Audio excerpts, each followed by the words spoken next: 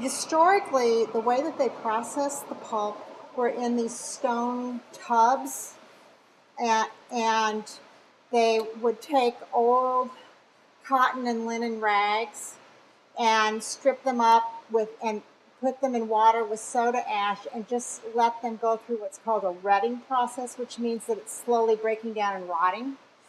And the poorest people of the community would be hired to come in and stomp on those rotting pieces of cloth to help break them down more quickly.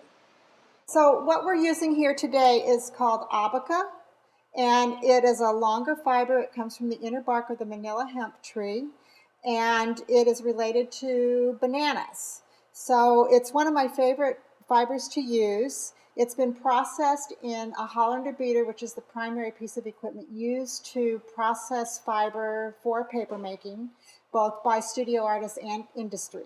In this room, we have 3 different manufacturers who have made Hollander beaters, which is the machine that is used to take the fiber once it has been partially processed and or cooked, to literally beat it to a pulp.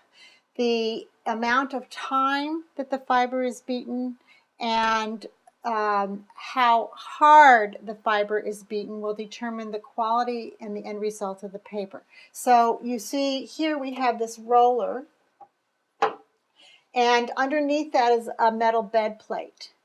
And we fill the tub with water and fiber and turn it on, and the fiber and the water will just keep turning in this tub.